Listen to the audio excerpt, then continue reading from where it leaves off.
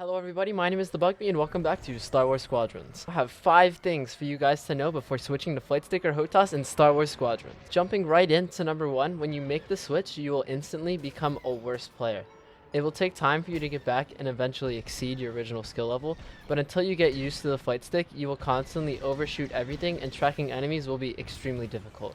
With practice, you will get a lot better, but at first be prepared to lose a lot of matches. Basically, you'll find getting anything in your crosshairs will be a lot harder than it was before. Moving on to number 2, you will have to spend quite a long time creating your own control scheme at first. Squadrons has default controls for flight sticks, however the buttons are labeled by number, so unless you know what button 21 on your brand new flight stick or Hotas is, you'll have to create your own control scheme. I definitely recommend making some sort of chart like this one on screen, labeling what all of your buttons do and their numbers associated with them in case you forget, for example, what button 16 does. That will now bring us to number 3.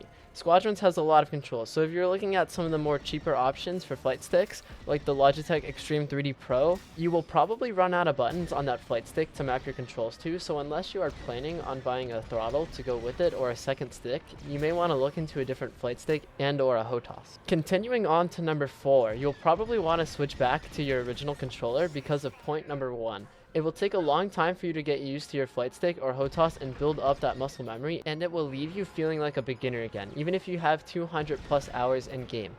It will be discouraging, but please resist the urge to switch back and practice with your Hotas or flight stick because of number 5.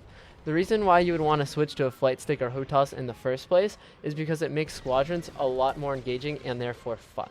It definitely makes you more immersed, and flying around with your flight stick is just satisfying. Once you start to get the hang of things and begin to get those kills, it is very gratifying and you will then be very glad you purchased your Hotas or flight stick.